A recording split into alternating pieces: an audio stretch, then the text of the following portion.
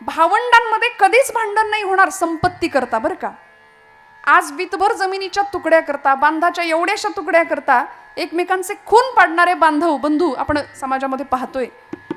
पण माझ्या पुढच्या पिढ्यांमध्ये संपत्तीच्या वाट्यासाठी, हिश्श्यासाठी माझी पिढी कधीच भांडण नाही करणार. भांडण झालं तर ते सेवा कुणी कुणाची कशी किती करायची याच्यावरून होईल म्हणाले. प्रचंड त्यागमयी जीवन, त्यामुळे जीवनाचा खरा आनंद गवसला, खरं सुख कशातही सापडलं. आणि संतांचंही तेच आहे हो. प्रपंच सोडा असं महाराजांनी आम्हाला सांगितलंच नाही. समर्थ म्हणाले प्रपंच करावा नेटका, फाटकं तुटकं जगणं संतांनाही मान्य नाही. उत्तम नेटकच.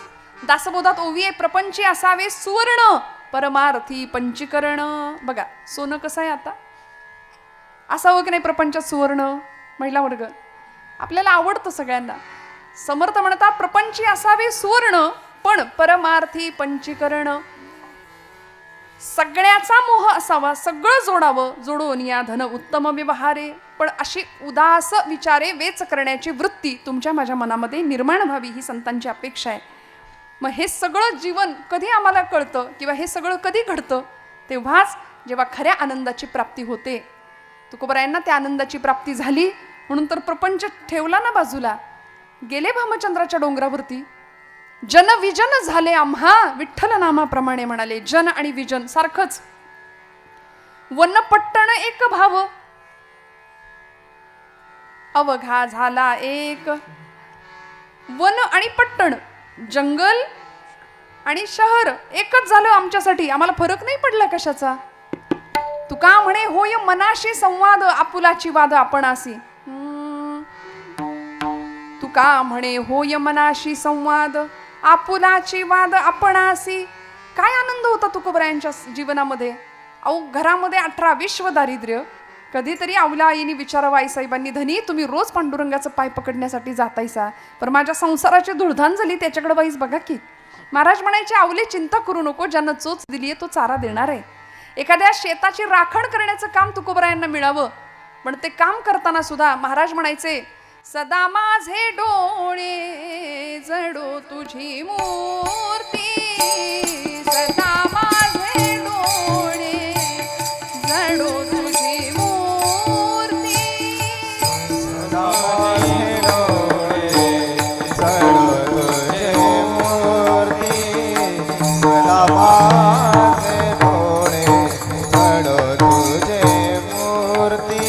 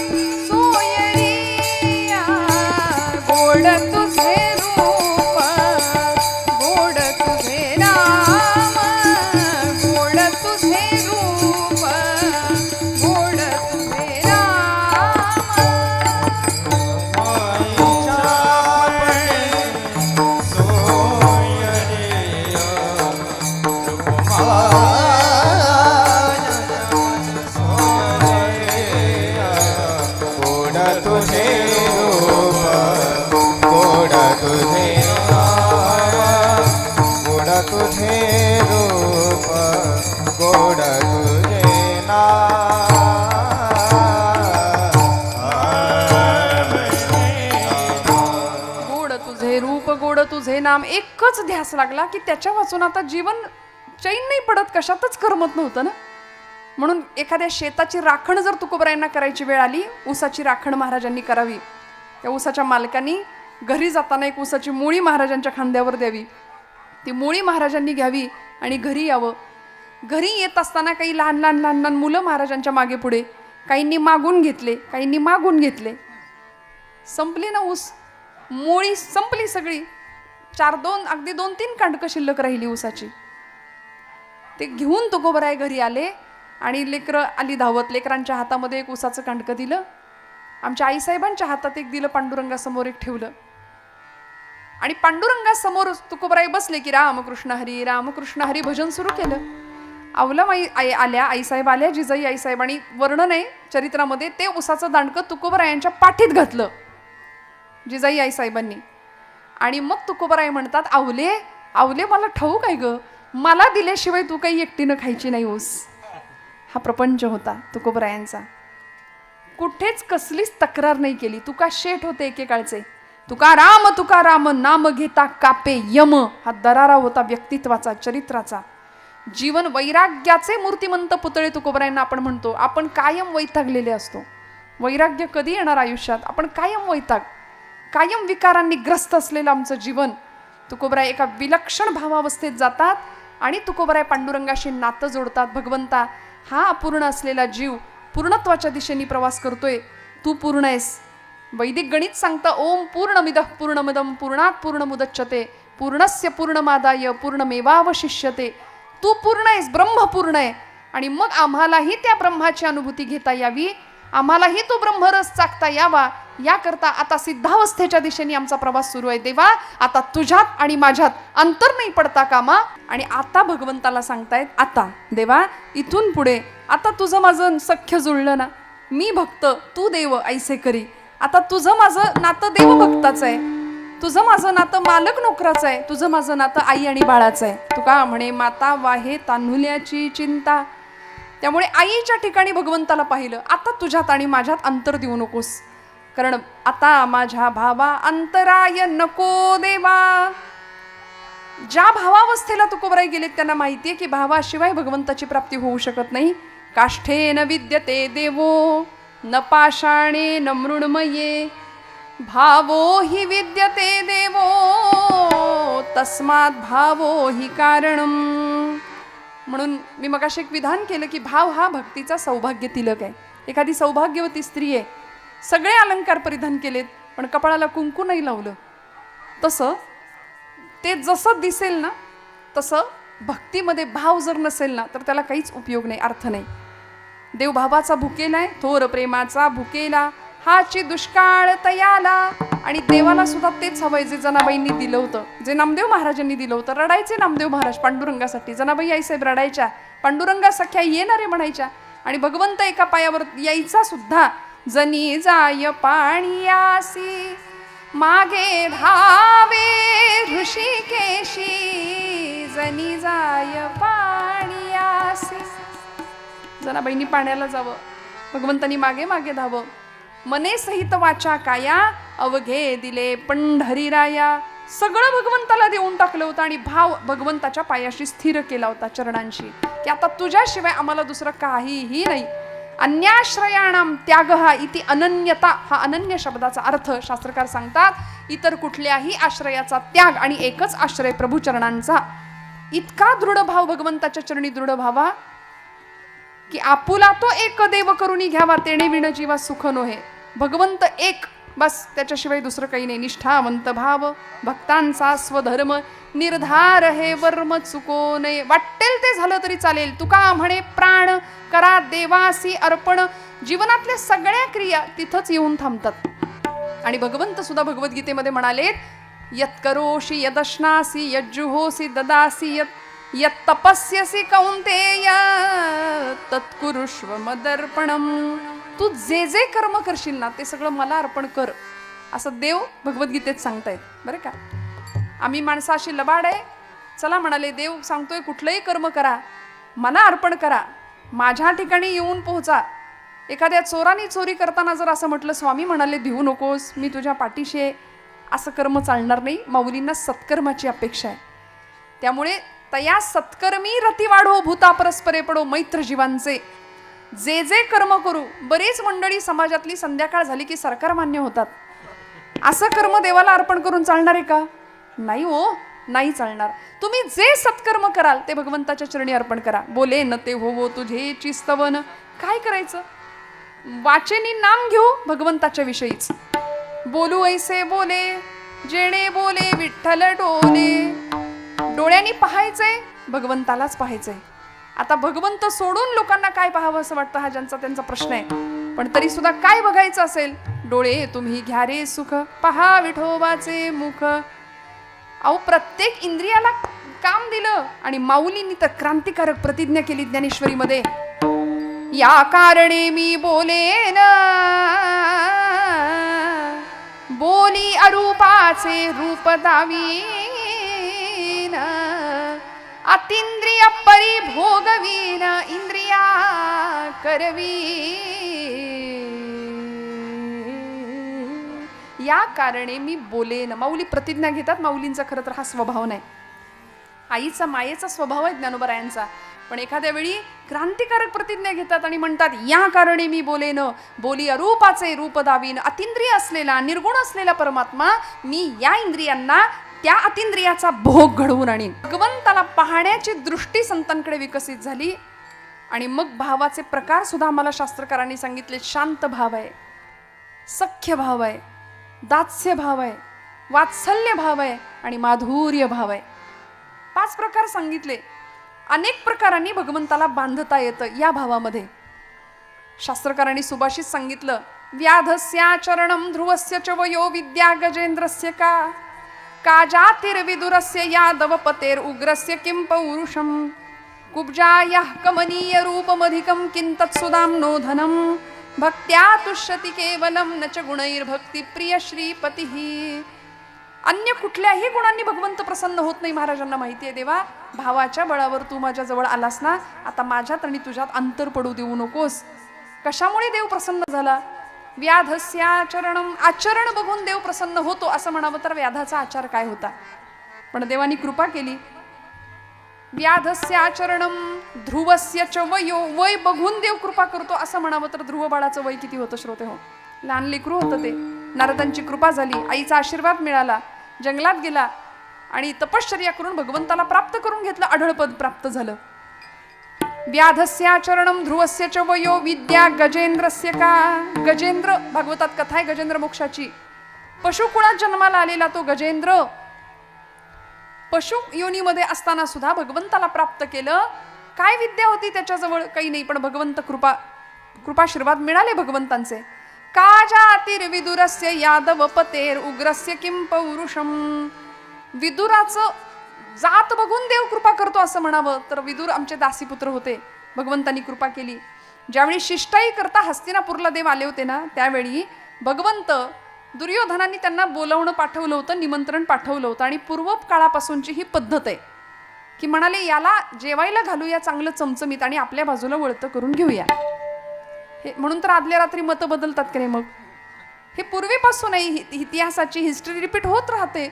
भगवंतांना आपल्या बाजूला वळतं करून घेऊया, त्याला बोलवूया, त्याला जेवायला घालूया, हा दुर्योधनाचा डाव होता.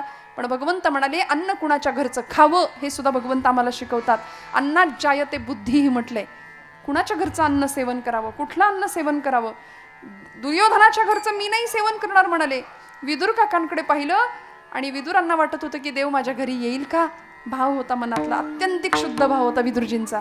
विदुरजी घरी गेले, भगवंत दारात उभे राहिले आणि कडी वाजवली. काका काका मी आलोय म्हणाले, मला जेवायला वाडा भूक लागली. बघा श्रोते हो, आमचं वर्तन असं असावं, आमचं वागणं असं असावं की एक दिवस देवानी येऊन आमची सुद्धा कडी वाजवावी की दार उघडा मी आलोय म्हणून. विदुरजींच्या दारात भगवंत उभे आहेत आणि भगवंत अशांच्याच दारात येतो. द्वारकेचा राणा पांडवा घरी भगवंताच्या चरणाशी. याचं कारण देव दारात गेला, विदुर काकांच्या घरी आला, जेवायला वाडा म्हणाले. विदुरजींचं अन्न सेवन करावं, पूर्णत्व प्राप्त करून दिलं जीवनाला. काजातिर्विदुरस्य यादवपतेर उग्रस्य किं पौरुषम. उग्रसेन यादवाचं पौरुष काय होतं, काय पराक्रम होता? उग्रसेन यादवांना कैदेमध्ये टाकून कंसानी त्यांचा मुकुट स्वतःच्या डोक्यावर घेतला आणि राज्यकारभार करत होता, अनन्वित अत्याचार करत होता लोकांवरती. पण भगवंतांनी उग्रसेन यादवांनी भगवंतांचं स्मरण केल्यामुळे त्यांचा उद्धार केला. कंसाला मारलं आणि खरंय कंस मारावाच लागतो, कंस सोडवावाच लागतो, तेव्हा गणित सुटतं. आता हे मराठी मीडियमच्या पोरांना कळेल, इंग्लिश मीडियमच्या मुलांना कळेल की नाही मला माहिती नाही. आमचे गुरुजी लहानपणी सांगायचे गणित सुटायचं असेल तर कंस सोडवावा लागतो, मग गणित आपोआप सुटतं. कृष्ण परमात्म्याने आधी कंसाला सोडवलं, पुढची गणितं आपोआप सुटत गेली. कंसाला आपल्या मुष्टी युद्धाच्या मुष्टीने प्रहार केला. त्रैलोक्याचा भार होऊन भगवंत कंसावरती कोसळले आणि कंसाला मारलं आणि मग राज्यपद पुन्हा उग्रसेनांनाच दिलं. स्वतः बसले असते तरी कुणी काही म्हटलं नसतं, पण त्याचं वर्णन आहे, त्याचा स्वभाव आहे. तू तो उदारांचा राणा, द्यायला येतं भगवंताला. तो बसू शकला असता. अहो जरासंधाला मारलं, मग त्याचं अख्खं साम्राज्य भगवंतांनी स्वतःच्या ताब्यात घेऊ शकला असता, पण नाही, जरासंधाच्या पोराला देऊन टाकलं. स्वतः नामानिराळे राहिले, आयुष्यभर हसत राहिले आणि हसवत राहिले. भगवंतांच्या जर चरित्राचा आपण बारकाईने अभ्यास केला ना तर आपल्याला कळतं देवाकडं किती दुःख होतं, प्रचंड दुःख होतं. जन्माला आल्यापासून शेवटपर्यंत पूर्ण अवतार समाप्त करेपर्यंत भगवंत अत्यंत दुःखी होते वेळोवेळी, पण तरी सुद्धा हसत राहिले. सगळं स्वीकारलं, सगळी नाती भगवंतांनी उत्तम निभावली आहेत. उत्तम. उग्रस्य किं पौरुषम कुब्जायाः कमनीय रूपमधिकं किंतत् सुदाम्नो धनम. काय बघितलं भक्ताचं? कुब्जेचं रूप काय होतं? रूप बघून देव प्रसन्न होतो, कृपा करतो असं म्हणावं तर 3 ठिकाणी वक्र असलेली कुब्जा. भगवंत मथुरेमध्ये ज्यावेळी पहिल्यांदा पाऊल ठेवलं त्यावेळी कुब्जेने भगवंतांना पाहिलं. कुब्जा ही कंसाची ब्युटिशियन होती बरं का. असं म्हटलं की आता पटकन कळेल तुम्हाला. म्हणजे तिच्या हातामध्ये तो गंध लेपन करण्याकरता ती कंसाला जायची. आणि ब्युटिशियन किंवा आता ज्यांचं पार्लर आहे की नाही त्या महिलांना कळेल मी काय म्हणते. त्यांना एक सेन्स असतो की कुठला हेअरकट चांगला दिसेल, या ड्रेसवर कसा मेकअप चांगला दिसेल, नाही का. तसं तिचा तो सेन्स होता. तिला भगवंतांना पाहिल्याबरोबर तिला असं वाटलं की मला याला सजवायचंय. जो मुळात सुंदर आहे त्याला सजवायची इच्छा झाली. किती सुंदर होता हो देव, किती सुंदर होता. नाथबाबांनी वर्णन केलं. कृष्ण मूर्ती होय गे कळो आली सोय गे. कृष्ण मूर्ती होय गे कळो आली सोय गे. कृष्ण मूर्ती सोय गे कळो आली सोय गे. कृष्ण मूर्ती सोय गे कळो आली सोय गे. प्राणाचाही प्राणू पाहता, प्राणाचाही प्राणू पाहता सुख सांगो काय गे. तुळशी माळ गळा गे कस्तुरीचा टिळा गे. तुळशी माळ गळा गे कस्तुरीचा टिळा गे. तुळशी माळ गळा गे कस्तुरीचा टिळा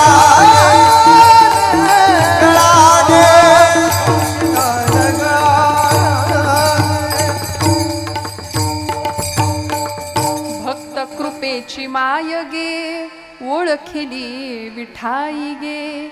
एका जनार्दनी विठो जोडी आले पाय गे. तुळशी माळ गळा गे कस्तुरीचा टिळा गे. किती गोड आहे भगवंत. आणि कुब्जा भगवंतांच्या समोर जाते आणि देवाला म्हणते देवा कृष्णा तुला सजवू का, तुला नटवू का. आणि भगवंतांनी तिच्या मनातला भाव जाणला आणि तिला हाक मारली हे सुंदरी. अश्रुधारा व्हायला लागल्या डोळ्यातनं. अरे देवा सगळी मथुरा मला मी कुरूप आहे म्हणून कुब्जा म्हणते आणि तुला मी सुंदर दिसले. भगवंतांचं वाक्य आहे ऐका. भगवंत सांगतात आपली भारतीय संस्कृती आपलं अध्यात्म हे बाह्य सौंदर्याला नाही आत्म्याच्या सौंदर्याला महत्त्व देतं. आम्ही आंतरिक सौंदर्यवान आहोत का याचा ज्याचा त्यांनी विचार करायचा. आमच्या हृदयामध्ये खरंच विकार भरलेत का. ते 6 भाडेकरू आम्ही ठेवलेत प्रत्येकाने. 6 भाडेकरू आहेत, 6 विकार आहेत. हे भाडेकरू हाकलले पाहिजेत तेव्हा हृदय स्वच्छ होईल, निर्मळ होईल. मग तुका म्हणे देह नवे मी हे सरे उरला उरे विठ्ठल. अशी अवस्था प्राप्त होते. मी आणि तो 2 नाही, देव माझ्यात येऊन स्थिरावला आणि मीच देव झालो. ही अनुभूती तुकोबराय घेतायत. म्हणून तर आता म्हणतात देवा आता अंतर देऊ नकोस. आता माझ्या भावा अंतराय नको देवा. सुदामजींचं उदाहरण दिलं या श्लोकामध्ये. शेवटी सुदाम्यांचा सुद्धा भावच पाहिला भगवंतांनी. आणि एका मित्राने दुसऱ्या मित्राला देताना मी दिलंय हे सांगायचं सुद्धा नसतं हे सुद्धा सांगितलं. देवानी सांगितलं नाही मी तुझ्यासाठी काय केलंय. सुदाम्यांनी सुद्धा सांगितलं नाही सुदामजींनी की माझ्याकडं काही नाही देवा दरिद्रावस्था आहे, नाही सांगितलं. पण दोघांनी एकमेकांचा भाव जाणला आणि उत्तम अशी भक्तीची परिणती सुदामजींना मिळाली. तुकोबराय म्हणतात असा भाव मी तुझ्या चरणावर ठेवलाय ना, आता तुझ्यात आणि माझ्यात अंतर पडू देऊ नको देवा. आता माझ्या भावा अंतराय नको देवा. तू वाट्याला दिलेलं सगळं प्रारब्ध कर्म मी आनंदाने भोगायला तयार आहे. प्रारब्ध माझ्या भाग्यात जे असेल ते मी स्वीकारलं देवा. जे तू मला दिलंस त्याविषयी तक्रार नाही केली. बघा संतांनी तक्रारी नाही केल्या, तक्रारी तुम्ही आम्ही करतो. संतांनी दंडवत घालून तुमच्या माझ्या कल्याणाची कामना केली, शाश्वत कल्याणाची. तक्रार संतांनी नाही केली, तक्रार कधी भगवंतांनी नाही केली. महापुरुषांनी क्रांतिकारकांनी कधीच नाही तक्रार केली. आता उद्या 18 तारीख आहे, परवा तिथी आहे फाल्गुन वद्य तृतीयेची.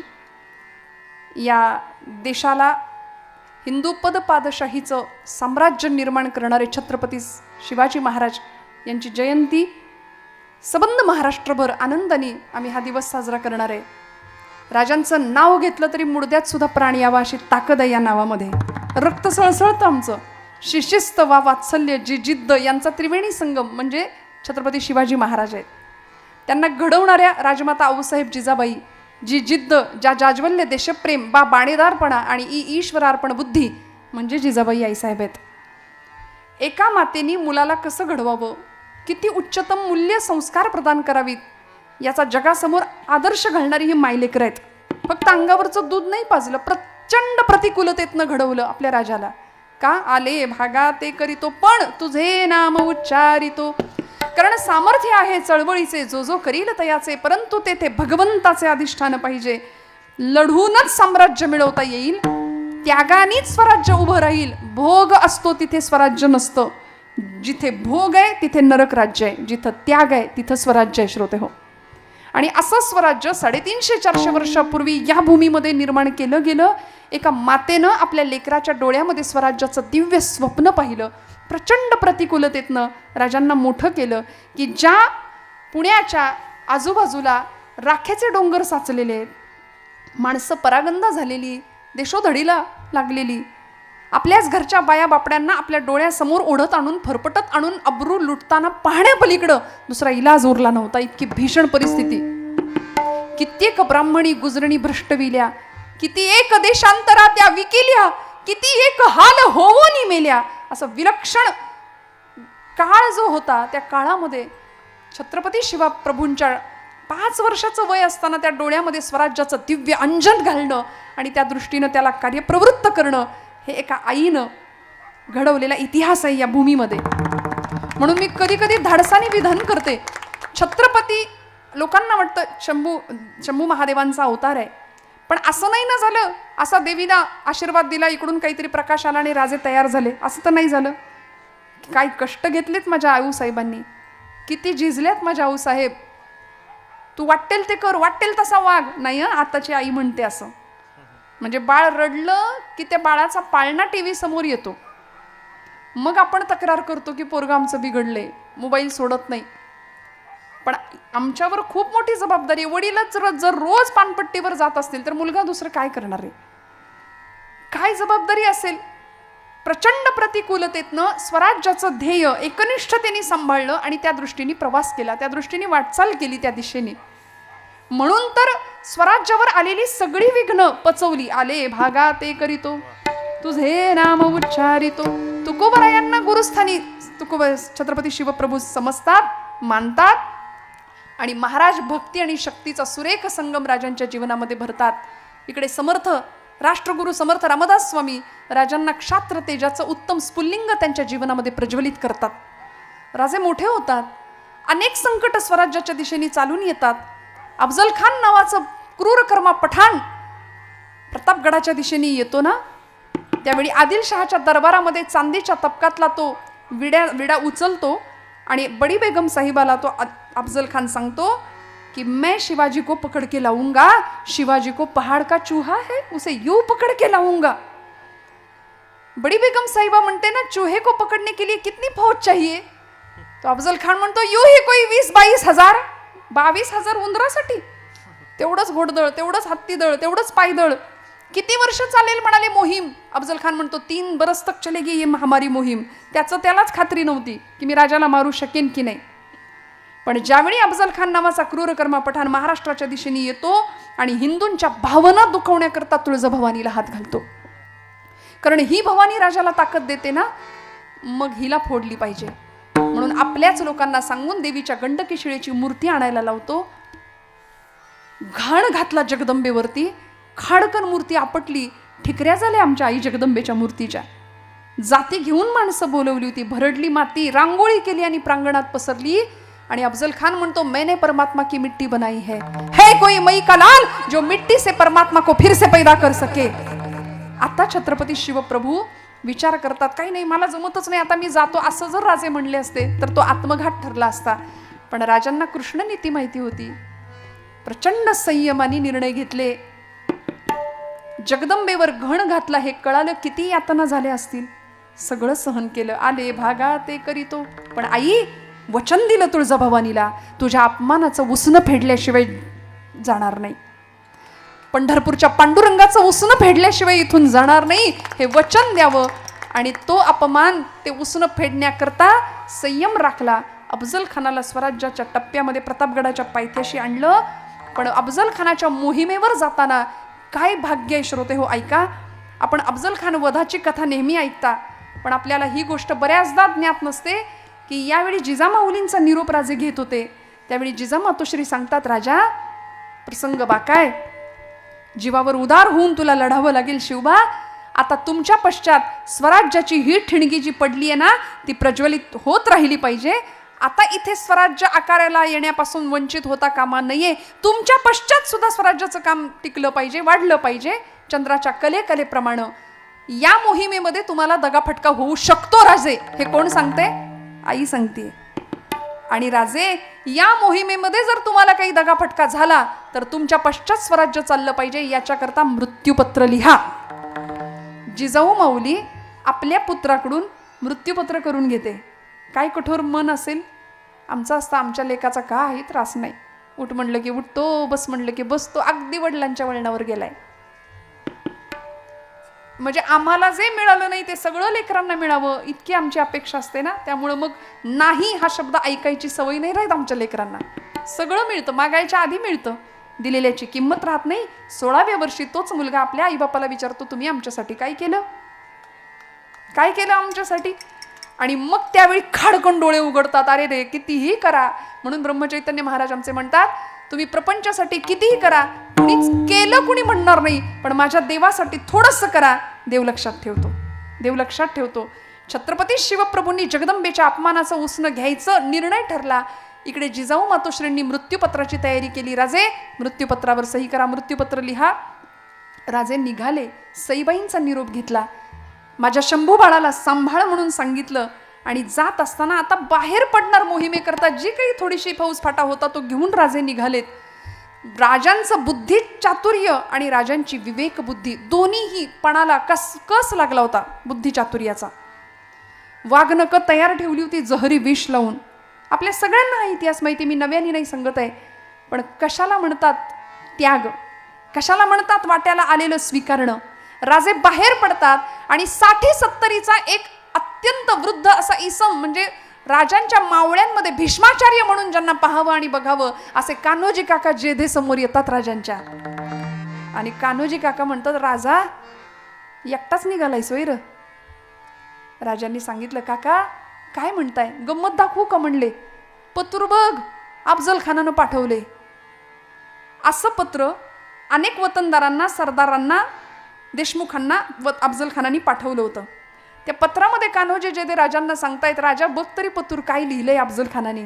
अरे मला बोलावतोय त्याच्या सैन्यात, राजा मला बोलावतोय अफजल खान आपल्या सैन्यात. अफजल खानाने पाठवलेल्या पत्राचा मजकूर होता, कान्होजी जेधे आपण जुने जाणते बुजुर्ग आहात, स्वराज्याचे पाईक आहात, पण आता तुम्ही ज्याला राजा मानता अशा शिवछत्रपती प्रभूंची चारी मुंड्याची अशी अवस्था होणार आहे या पराभवामध्ये, या युद्धामध्ये. त्यावेळी आता सावध व्हा, आदिलशाहीची चाकरी करा, तुमचं इमान आदिलशाहीच्या पायाशी राखा, आणि हे जर न कराल तर समोर येणाऱ्या परिणामाला तयार राहा. राजा लेकाचा दम देतोय र मला, म्हणले दम देतोय मला, काय करू राजा. छत्रपती शिवप्रभू 27-28 वर्षाचं वय आहे, कान्होजी जेधे 60-70चं वय आहे. भीष्माचार्यांसारखे कान्होजी मिशीला पेळ देत राजाला सांगतायत, राजा काय केलं पाहिजे सांग ना. शिवबा राजे सांगतायत, कान्होजी काका अहो तुमच्याच ओळखीचे उतरावळीची जहागिरी ज्यांना मिळाली आहे असे खंडेराव खोपडे गेले की अफजल खानाकडे. खंडोजी खोपडे फितूर झाले, अफजल खानाने त्यांना बोलावलं, त्याच्या सैन्यामध्ये ते गेले.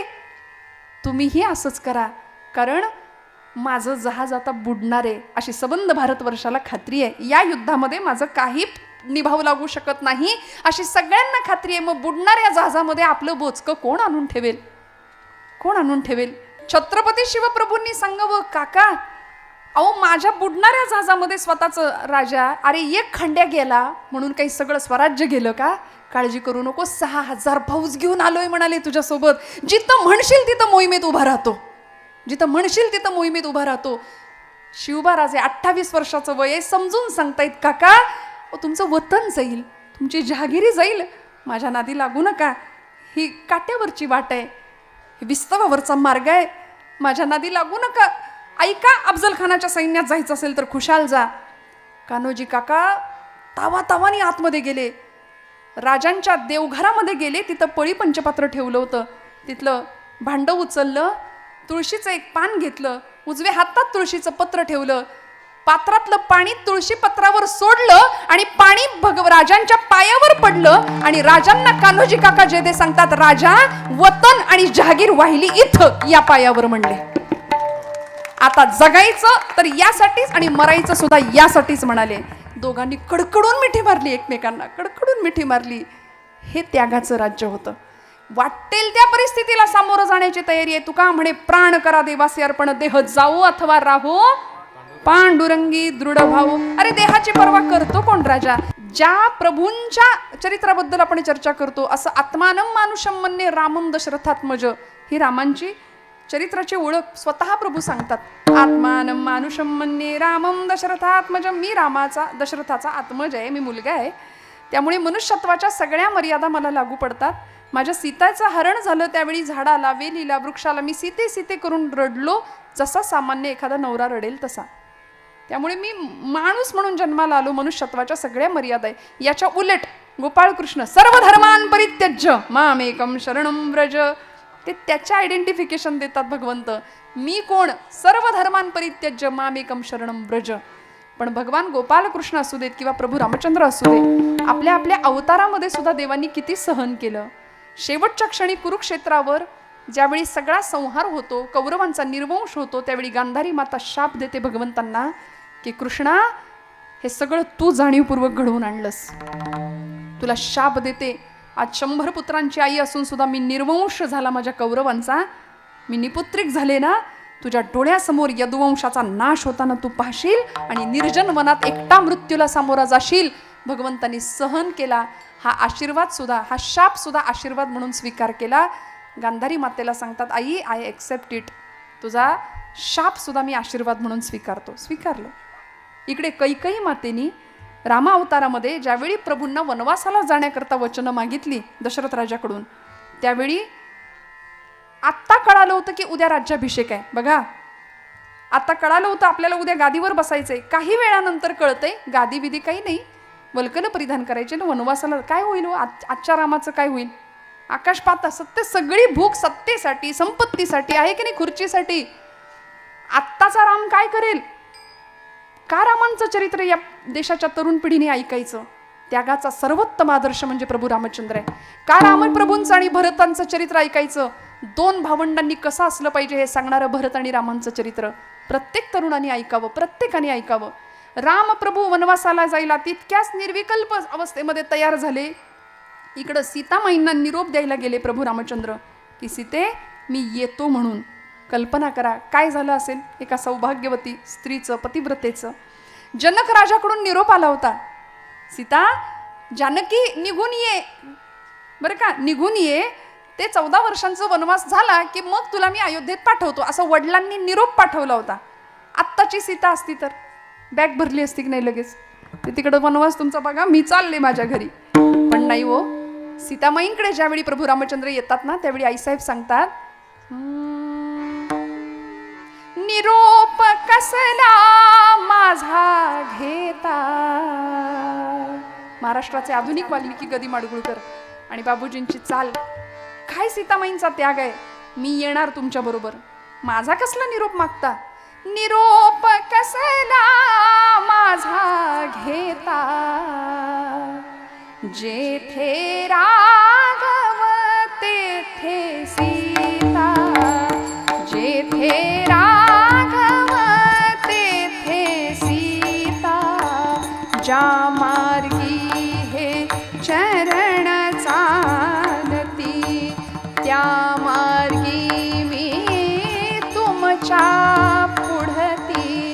वनवासाची मला न भीती, संगे आपण भाग्य विधाता, जे जेथे राघव तेथे सीता, जेथे राघव तेथे सीता. हसत मुखाने आई साई म्हणून पतिव्रतांमध्ये ज्यांचं नाव आहे अशा अहिल्या, द्रौपदी, सीता, तारा, मंदोदरी स्तताम, पंचकन्याम स्मरे नित्यम वेदवाणी प्रवर्तते. अशा सीतामाईंचा त्याग तुकोबराय म्हणतात, देवा तूही सोसलंस, मग आम्ही सोसलं तर त्यात काय नवल. आता माझ्या भावा अंतराय नको देवा, आले भागा ते करीतो तुझे नाम उच्चारितो. दृढ माझे मन येथे राखावे बांधोन, आले भागा ते करीतो तुझे नाम उच्चारितो. तुकोबरायांनी मागणी मागितली, देवा सगळं मान्य, मी तुझ्या चरणी भाव स्थिर केला, पण माझं मन नावाचं जे प्रकरण आहे ते इतकं नष्ट, भ्रष्ट, कुलिष्ट आहे, ते सगळीकडे धावतं पण इकडे येत नाही. आपण म्हणतो पोरगा ऐकतच नाही, ऐकतच नाही. आई वडिलांच्या तक्रारी असतात की नाही, कार्ट ऐकायलाच तयार नाही, दिवसातनं 10 वेळा आई म्हणते, ऐकतच नाही. आई म्हणलं बहिरा आहे का, म्हणलं बहिरा नाही, सगळं ऐकायला येतं पण जेवढं ऐकायला पाहिजे ते ऐकत नाही, नको तेच बरोबर ऐकतं. तसं हे मन नावाचं मूल सुद्धा असंच आहे, नको ते बरोबर ऐकतं. म्हणून तर या मनाला उपदेश करावे लागले समर्थ रामदास स्वामींना. मना सज्जना भक्तिपंथेची जावे, तरी श्रीहरी पाविजे तो स्वभावे. जनी निंद्यते सर्व सोडोनी द्यावे, जनी वंद्यते सर्व भावे करावे. किती सोपं आहे हो, काय अवघड आहे. हरिपाठ आणि मनोबोध हे 2 ग्रंथ असेल सगळ्यांनी जवळ बाळगावेत कायम. मोठी ज्ञानेश्वरी गाथा आपल्याला कायम नाही वागवता आली, ठीक आहे, पण निदान हे 2 ग्रंथ असेल. एका हरिपाठासाठी ज्ञानोबांचे 1000 वेळा पाय पकडले तरी कमी ठरतील. हरी हरी हरी मंत्र हा शिवाचा, म्हणती जे वाचा तया मोक्ष. जिवंतपणे मोक्षाची अनुभूती माऊली आम्हाला हरिपाठातनं करून देतात. काय ताकद आहे, आईची माया, पित्याचं प्रेम. आज ज्ञानोबांच्या तुकोबांच्या रूपाने आई आणि बाप, ज्याला कुणी नाही ना त्याला ज्ञानोबा आहेत, तुकोबा आहेत, एवढं लक्षात ठेवावं. कारण प्रपंच आम्हाला शेवटपर्यंत टिकत नाही. देव सोयरा, देव सोयरा, देव सोयरा दीनांचा.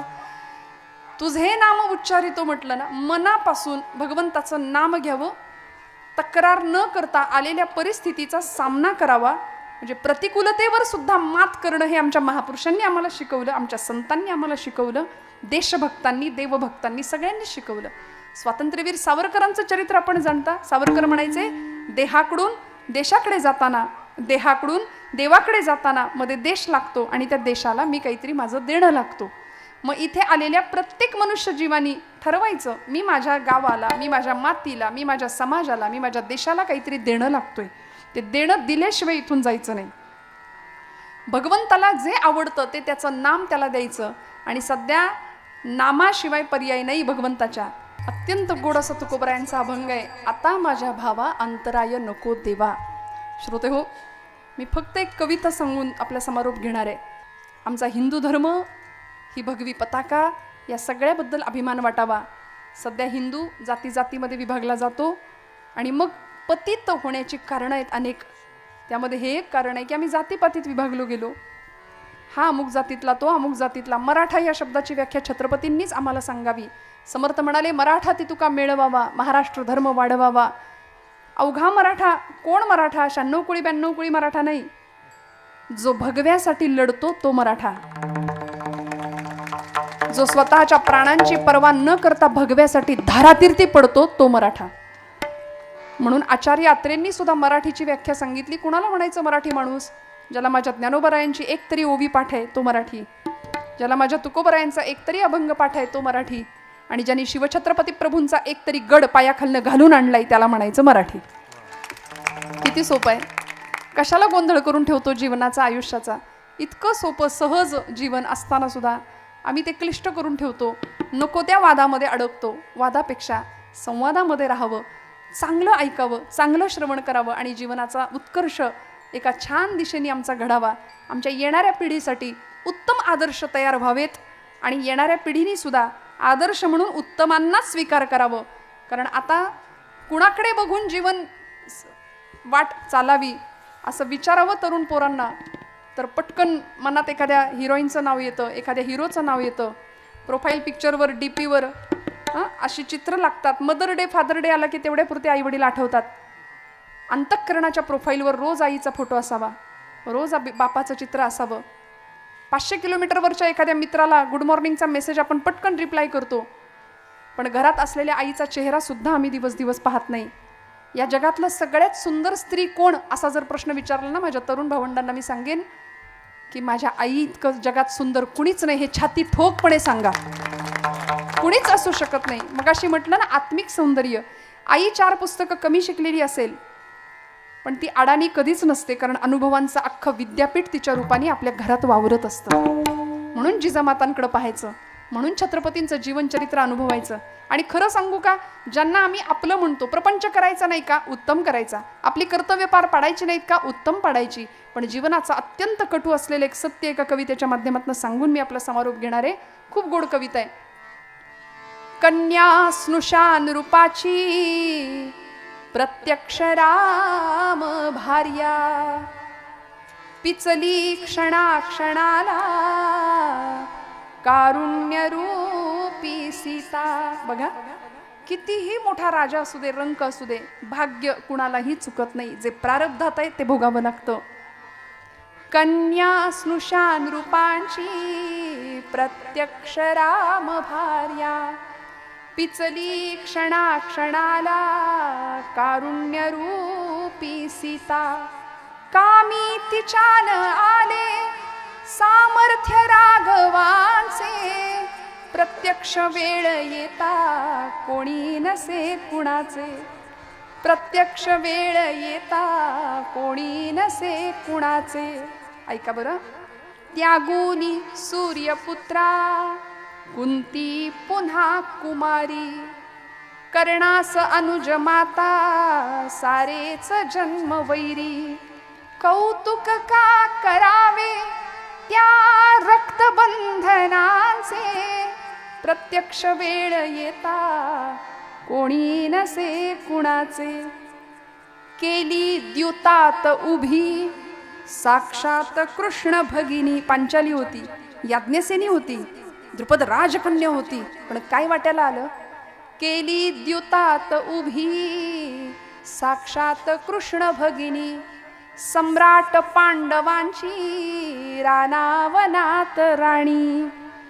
पती 5 देव बंधू तरी भोग हे तियेचे, प्रत्यक्ष वेळ येता कोणी नसे कुणाचे. बरं का, ठेवू नको अपेक्षा असल्या जगाकडूनी, निरपेक्ष आचरी तू कर्तव्य प्रेम दोन्ही. मग चालू दे सुखाने अवहेरणे जगाचे, प्रत्यक्ष वेळ येता कोणी नसे कुणाचे.